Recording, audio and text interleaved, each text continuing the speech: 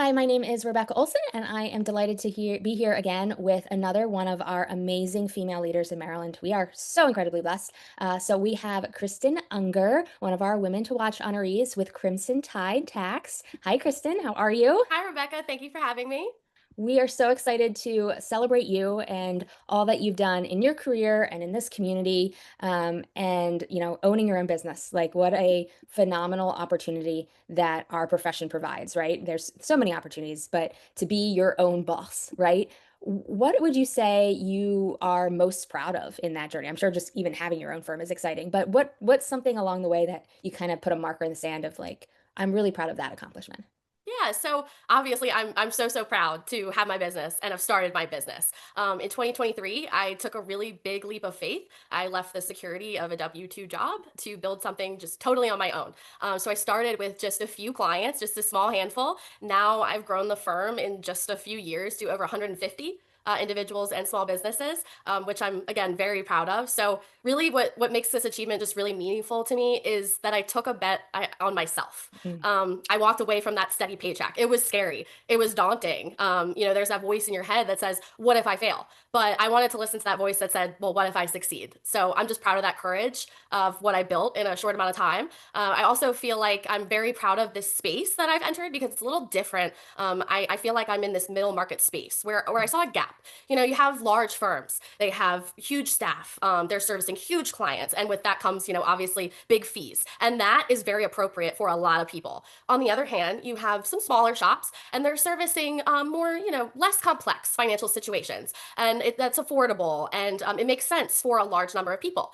But there was this gap that I saw of people who didn't fit either one of those really, and weren't able to kind of find somebody like me, giving that tailored, personalized experience and also providing some of that tax planning and tax advisory that just, again, didn't fit the mold. So I'm just so excited to keep growing, keep helping people with their financial situation, just provide some more clarity for them. That's awesome to be able to identify a need and then to have the courage to be the one to, like, step into that gap and create your own firm is exciting. And I'm sure, yeah, something you should be very, very proud of. Yes, thank you. That took a lot of courage, I would imagine. And I Yes. wonder if there was something or someone, a role model that influenced you or kind of showed you the way along that process. Yeah, so I have kind of two answers to this question. So throughout my life, and it might sound a little cliche, but my dad was just a really, really good role model for me. He worked so hard. He's still working. He's 71. He's still working very hard. But throughout that, he always made time for what was important, which was Mm. his family, and whether that's just a simple family dinner or maybe a vacation, he's prioritizing that what matters to him. So whenever I feel overwhelmed or stressed, I just try to remember that perspective that was instilled into me my whole life, that the point of working so hard and building something and doing what you're doing, it's to enjoy your life with the people that matter to you, I feel at least. So in addition to that, as I kind of started this professional journey, I've also built a really amazing network of other professional women. They've become mentors, they're sounding boards for me. So when we meet, we kind of, share what's going on across our various industries. We share, ideas, support each other, and I just really admire their expertise. I'm really grateful for their guidance because many of them are very established in their careers. So for me, as a rising, star in accounting, it's just been great to kind of absorb all of that, learning what went well, what didn't go well. So they've been really mentors for me, and along the way, they've also been really wonderful, trusted referral sources for my clients. So I've been able to, refer that there's attorneys in the group, there's insurance agents, there's financial advisors. So when my clients have those needs, I have these women that I can send business to, and I trust them, and the clients love them, and it's a great group that has helped me personally and professionally. That's awesome to have both the support and example of your dad, right? And I would imagine that, that certainly was a motivating factor and still is a motivating factor, seeing how he does that. And to be an entrepreneur, like, that makes your work-life balance just be one thing, right? Like, there's no separation when you are the business. So I'm sure that there's a foundation there that was just exemplified and really used. And then to have a network of women, like, I love that. I think we all need that, like, network of leaders and network of women that have unique insights, have you Yes. studied or have experienced unique things that maybe not everybody does experience. So that's awesome that you found that community for yourself. How, now that you've kind of established, right? You're still, I mean, you've grown a lot. It's probably been a crazy 2 years since founding your firm. But when you look at the next generation, like already thinking about who's next and coming up, when you interact with those kinds of students or young professionals, what are you telling them as somebody that's kind of had a full career and is now has been an entrepreneur as well? What advice do you give them as they enter this profession? So it's funny, a lot of people still have this very outdated view of what Mm, an accountant is. Even when I was going through college as an accounting major, I'm like, it took that one teacher, a mm, woman, who kind of showed me, like, okay, there is somebody that's like me, somebody that's personable. I mean, some people, you just have this viewpoint until you know differently that accountants are, boring, or they, they're sitting behind the desk, they're crunching numbers all day, they're not, seeing people. But in reality, when you're client facing, you have to do a lot of communication. There's networking involved, and being a leader is just really important. So, in terms of our industry changing a lot, you just kind of need to adapt to that. And in mm, my perspective, the tax law changes. I mean, things are changing all the time. For me, that's exciting.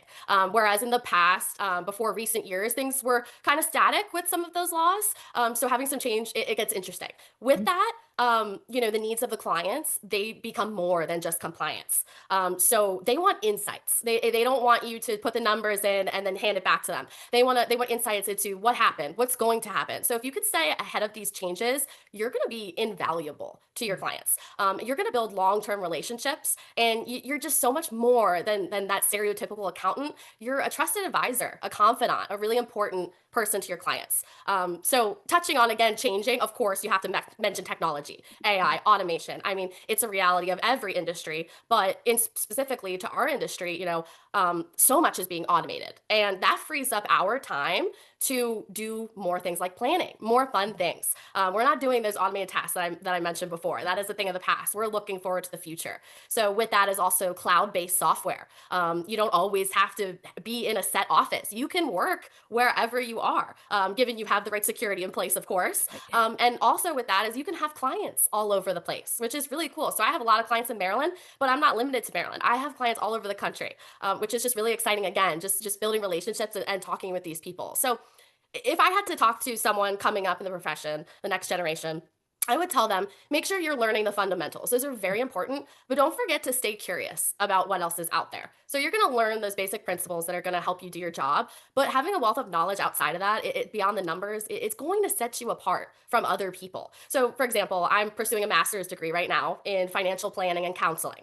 and it's really exciting because, also that counseling piece, learning how to listen, and that's a big thing, listening, empathy, it's really important. So as you gain this knowledge, if you can find also a way to explain it in kind of layman's terms, because not everybody speaks accounting and finance. It's hard. I mean, even when you're in it, there's things you're not going to know, and that's okay. But if you can explain it, again, you're going to set yourself apart from a lot of people who are just maybe they're very high level, and it doesn't make sense to who you're trying to help. So that's what I would say. And you don't need to tell the next generation to use technology. They already do. They love it, and I love it too. So what I would say about technology is research what tools are out there, what tools are going to make you more efficient and more insightful. So, just embrace all the changes, make sure you're flexible, be open minded. There are going to be a ton of opportunities that are going to come your way. And you want to be able to take advantage. You never know. You might want to start your own business one day, like I did. Absolutely. Yeah. Wow. Yeah, that's a great insight on the importance of just adapting and the excitement of the change, right? Our profession is so much more dynamic than I think people realize. And that's also, you can see the passion that you have just excited about change, which most accountants, that's not something they're excited about, right? Right. But it's true. It's an exciting time to be a part of our profession because of how it's changing, because of the technology that's allowing us to be that more counselor, planner with your clients, right? And so as we think about that stereotype, you brought it up, right? Of like that boring, number cruncher.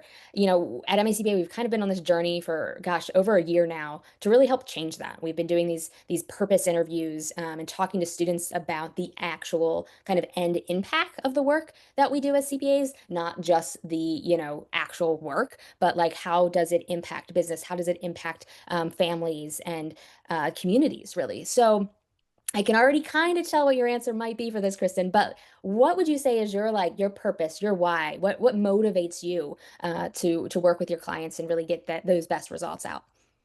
So I'm, so grateful for my prior experience before I started my firm because it really laid the foundation for everything. But it was challenging to get in front of clients. When Mm. you're a part of a big team, you're just, especially if you're just starting out, you're just not going to get in front of the client, and that's just how it is. So now I get to hand select wonderful people who I get to help every day. It's just, I love it. I love to speak with them. I love to learn about their lives, and build those relationships. Another thing that's just really important to me, again, touching on this, is setting my own work life balance, especially when you, in our industry, I mean, accountants, financial professionals work so hard. It is a hard job, and you wouldn't be in this profession if you weren't a hard worker. So, of course, that's important, but and it's not always going to be perfect. You're not always going to have 50% work, 50% life. Like tax season, that's a lot more heavily weighted on the work. And that's okay because, other times of the year is not. But the most important thing is that I get to be intentional about my time. And again, this is something you might have to learn because I had to learn it because, again, being a hard worker, that's what you're focusing on. So just know that you don't have to do it all. You just want to focus on, my why is just focusing on what really matters. So I've built a business that I feel it's rooted in integrity and empathy for people. I care about people, but I still want to make time for my family, my health, and personal growth outside of work. So that's kind of my why.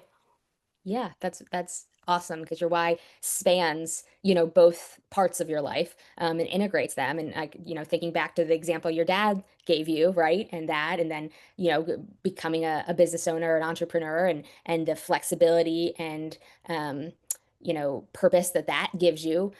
So yeah, that's amazing to be able to integrate those two things and to see your purpose and your why be not just your purpose, your why for your career or for your business, but for you as a person, right? And that motivating factor obviously makes a huge difference. So our Women to Watch Awards, super excited for that on September 17th. We have two categories. We have the emerging leader and the experienced leader categories. And of course, the common word there is leader. So all of these women being honored are leaders. And so I'm curious for you, Kristen, in your context, in your experience, because I think leadership is a personal thing in a lot of ways, and it looks different to different people. What does being a leader mean to you? What, if you had to complete the sentence, being a leader means, what does it mean to you, Kristen? Being a leader to me, especially as a business owner, it just means showing up with a purpose every day.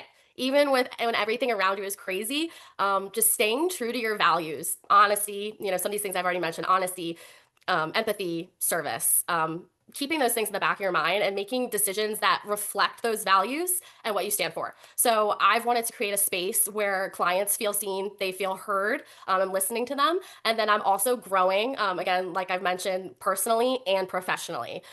So it's not about, I don't think being a leader, you're going to automatically have all the answers. I think it's important to be willing to learn. Again, there's things that are going to change, and it's just kind of a fact of life. So you're going to have to adapt. But as these things change around you, as crazy things happen, just stay true to yourself and those values that matter to you. So that's what a leader means to me.